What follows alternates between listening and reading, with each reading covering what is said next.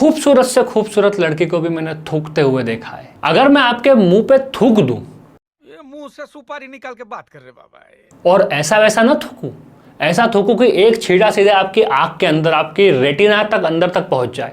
दूसरा छींटा अगर आपका मुंह खुला है तो आपके दांतों के छेद से निकल के आपके हलक तक पहुंच जाए, तो कैसा लगे आपको? डिस्गस्ट लगे, राइट? कि साले क्या क्या कर दिया। जब हम किसी से बात कर रहे होते हैं और सामने वाला हमारे मुंह पे थूक रहा होता है तो हमें डिस्गस्ट फीलिंग आती है अंदर से, राइट? सेम थिंग होती है इंटरव्यू में भी।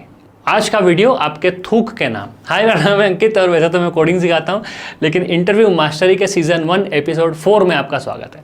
एपिसोड 3 में हमने बात की आपके हैंड जेस्चर्स की, कि कैसे हमें हैंड जेस्चर्स का, हैंड मूवमेंट का यूज़ एज अ टूल करना चाहिए अपनी पर्सनालिटी को एक्सप्रेस करने में। अगर आपने वो वीडियो नहीं देखा हो तो जाके देखिए और सब्सक्राइब कर लीजिए ताकि आपको वीडियो समय पे मिलता रहे। चलिए एपिसोड 4 में जो आपके थूक की बात करनी है हमको, उस पर बात करते हैं।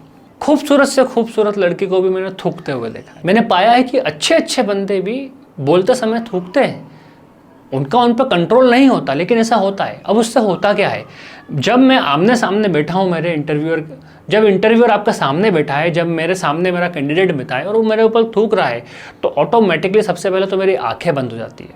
मेरी आंखें बंद हो रही होती है, मेरा ध्यान उस डिस्गस्ट पे जा रहा होता है। वो क्या बोल रहा है मैं उस पर ध्यान दे ही नहीं रहा होता हूँ। अगर आप शादीशुदा है या आपकी गर्लफ्रेंड या बॉयफ्रेंड है तो अभी आप बैठो और उसको बोलो कि चल तू थूक मेरे मुंह पे।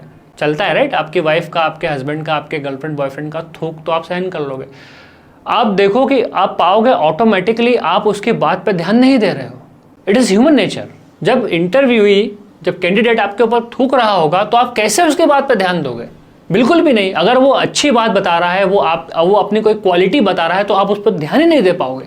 जब ध्यान ही नहीं दोगे तो फिर कैसे जज करोगे? और अगर वहीं उसने कोई गलत बात बोल दी, कोई गलत आंसर दे दिया, आपका ध्यान तुरंत जाएगा। अब उसकी एक गलती तो ये है कि वो थूक रहा है, दूसरी गलती उसने गलत आंसर दिया। 100% चांसेस है कि आप रिजेक्ट हो जाओगे। आपको बहुत इंपॉर्टेंट है, ये बहुत इंपॉर्टेंट है, ये ध्यान रखना कि आप बोलते बोलते थूको ना। अब ये तो हुई प्रॉब्लम की बात। इसका सॉल्यूशन क्या है? सबसे पहले ये समझते हैं कि हम बोलते समय थूकते क्यों हैं। अगर हम प्रॉपरली हाइड्रेट नहीं होते हैं तो ऑटोमेटिकली हमारी ग्लैंड्स होती है वो सलाइवा ज़्यादा बनाती है, जिसके कारण थूक निकलता है। तो आपको क्या करना है? हाइड्रेटेड रहना है। आप एक पानी की बोतल आपके साथ रखिए, एक ग्लास ऑफ वाटर रखिए, जिसको समय समय पे इंटरव्यू के दौरान सिप करते रहे। ये प्रॉब्लम नहीं होगी 100%। दूसरा, अगर आप बहुत ज़्यादा फास्ट बोलने की कोशिश कर रहे हैं तो भी ऑटोमेटिकली आप स्पीड करने लगते हैं बोलते समय। धीरे बोलिए। अब धीरे कैसे बोलेंगे? प्रैक्टिस कैसे करना है उसकी प्रैक्टिस? बुक लेना है। जो मिरर के सामने प्रैक्टिस कर रहे हैं आप, उसी में इसको भी ऐड कर देना है। Same practice.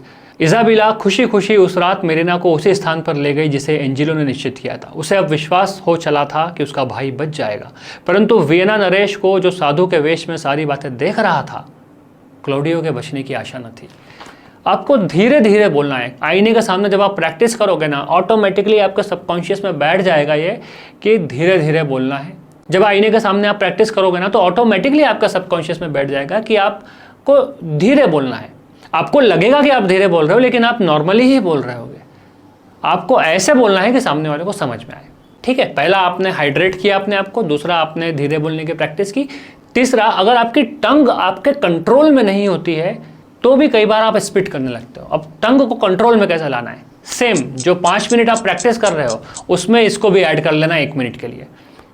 आपको करना क्या है? एक पेंसिल लेनी है।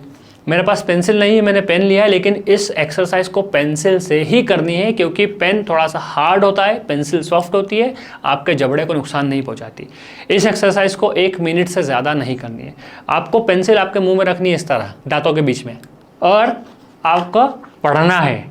स्लेंडर धनी पुरुष था, उसकी वार्षिक आय 300 पाउंड थी, परंतु उसमें बुद्धि नहीं थी। एनी का पिता पेज धनी पुरुष को ही अपनी बेटी देना चाहता था। इससे बहुत सारी प्रॉब्लम सॉल्व होगी, एक दो नहीं, स्पिटिंग की प्रॉब्लम सॉल्व हो जाएगी। इसमें एक चीज़ ध्यान रखनी है आपको, पेंसिल से आपकी टंग टच नहीं होनी चाहिए। जितनी नहीं होगी उतना अच्छा। ऑल्दो वो होगी, लेकिन आपको कोशिश करना है कि आपकी टंग को आप पीछे रखो। इससे आपकी बहुत सारी स्पीच की प्रॉब्लम सॉल्व होगी, न सिर्फ स्पीटिंग की, आपकी स्पीच क्लियर होगी, प्रोनाउंसिएशन क्लियर होगा, स्पीटिंग की प्रॉब्लम सॉल्व हो जाएगी, टंग पे बेटर कंट्रोल होगा, आवाज़ सुधरेगी। ये रामबाण इलाज है आपकी स्पीच की सारी प्रॉब्लम का। तो ये वीडियो तो सिर्फ स्पीटिंग के लिए था, लेकिन इसमें आपकी सारी प्रॉब्लम सॉल्व हो जाएगी।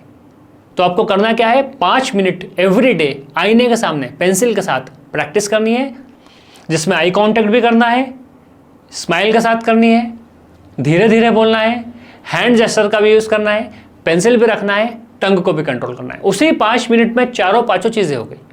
सो इन शॉर्ट, वीडियो पे अगर वापस आए, आपको ध्यान रखना है कि आप बोलते समय थूके ना। और अगर कोई समस्या हो आपको, कमेंट कीजिए, व्हाट्सएप कीजिए, ईमेल कीजिए, उसका जवाब दूंगा मैं। चलिए विदा लेते हैं, हम मिलेंगे अगले एपिसोड में।